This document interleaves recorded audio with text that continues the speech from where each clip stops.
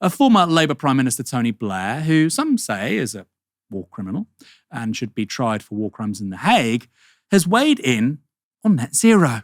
He reckons the government should rethink its net zero policies and that phasing out all fossil fuels is, quote, doomed to fail. This is from the foreword Blair has written for a new paper from his own think tank, the Tony Blair Institute. How humble, of course, to name it after himself. Called The Climate Paradox: Why We Need to Reset Action on Climate Change. In it, the former PM suggests that the Labour government should focus less on renewables and more on tech solutions like carbon capture.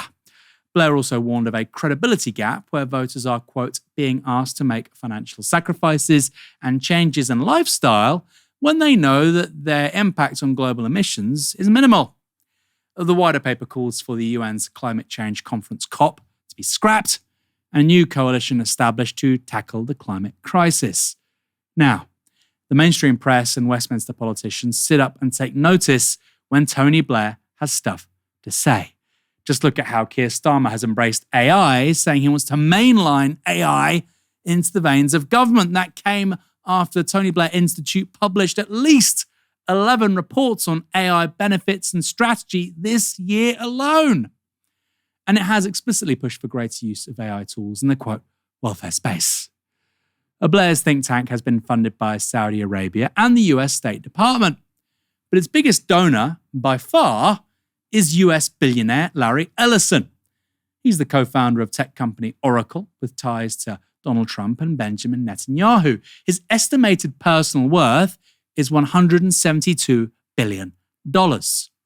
Now, Ellison has reportedly given the Tony Blair Institute nearly $100 million since 2021. There are plans afoot to donate a further $200 million. Quite extraordinary. By the way, the same people in the liberal media who didn't want Elon Musk to donate money to anybody in UK politics, least of all reform, the same people whinging about that have no problem with Larry Ellison giving the Tony Blair Institute $100 million. Maybe they're both bad, just a thought. You see, I view the Tony Blair Institute as a supply-side phenomenon. What does that mean? Simply put, there is no demand for the man or his views or his institute.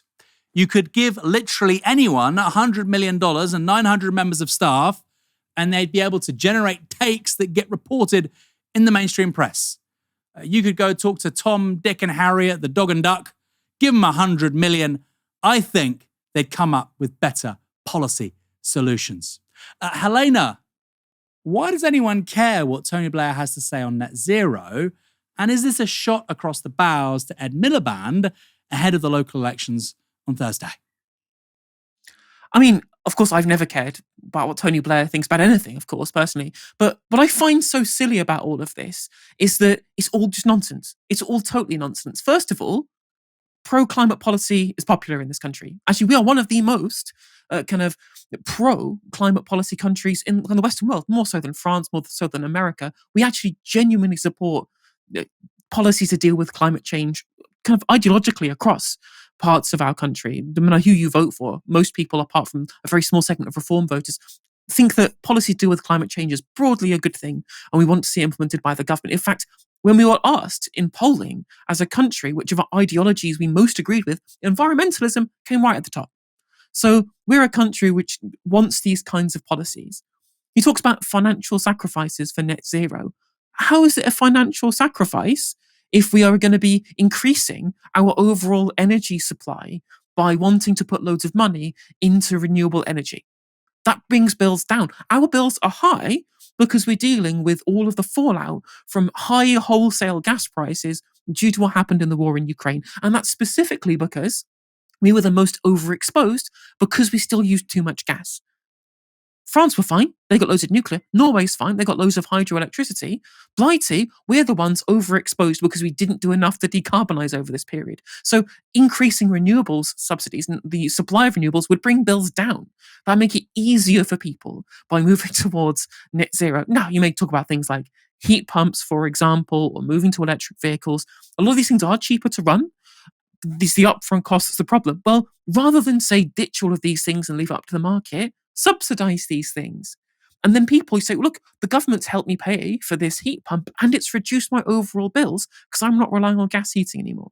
So it's actually much better for people to have these clean policies, both in terms of the environmental cost is much lower and the actual cost for these people is much lower. When it comes to people who might be giving up their industries for net zero, for example, well, this is the problem with the lack of industrial strategy from the government, right? Ed Miliband's heart is in the right place, but he is hamstrung by the fact that in the Treasury, they want to cut how much he spends on renewable projects. His local power plan, where they were going to be spending all this money on renewable projects owned by local authorities to bring council tax down, right? Really good policy because people would see the reduction in their council tax bill on their itemised receipt because of all of the money they're pumping into it to be able to give these local power projects to people. That's all been slashed. So he's hamstrung by this. And if people lose their jobs because industries get shut down, where's the industrial strategy to give people new jobs in Grangemouth? Where's all of the investment into be able to retrain these people, to be able to rebuild the areas of the country disproportionately impacted by these changes? It's not there.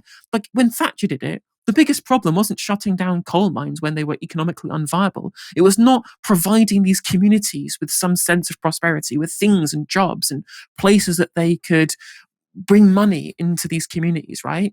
That's the problem. It wasn't necessarily that we kept coal going despite it not being worth doing so. It was keeping people prosperous, and the government failed to intervene, and this current government isn't intervening either. And it's almost, right? It's almost like that Tony Blair has a vested interest in us not caring about the environmental impacts of policy when he takes money from petrochemical countries, right? Or his institute does, at least, like Saudi Arabia. And the hallmark policy that he wants to push into the public mainstream is artificial intelligence, which uses huge amounts of energy and is damaging to the environment with the water use that it has. It's almost like that there is this conflict of interest between the things that he talks about and pro-climate policy. Okay, but that might be why he wants to turn away from this stuff, because he has a vested interest in the kind of people who provide him with the financial interest to do his things in his Tony Blair Institute, which will come into contact with government's pro-net zero policy. And I want to finish on one thing here, which is that when it comes to things like carbon capture technology, these SOPs for the petrochemical industry that allow them to pollute and then say, no, we're going to clean up your mess after the fact, rather than try and make you not do these things in the first place, reminds me of a really, really great essay by Slavoj Žižek called Nobody Has to Be Vile, which talks about the World Economic Forum, which talks about the fact that the whole point of the World Economic Forum represents the biggest corporations in the world. Loads of people with very, very rich contribute to the World Economic Forum. And it's all about finding solutions to the problems of capitalism. It's all about saying, well, capitalism has created these problems. How can we solve these things without giving up capitalism and giving up our huge amounts of wealth? That's why you hear things like carbon capture, because it doesn't impact the people at the top who cause these problems. And that's the thing. It's all about trying to find ways of saying, it's the mess that we've created. We want to find a way of making sure that it's other people's problems, or a solution for somebody else, rather than impacting our overall wealth. And that's what this feels like to me. That's what this feels like to me. No, we don't need to move away from environmentally damaging projects and economics. No, we can just clean up with carbon capture.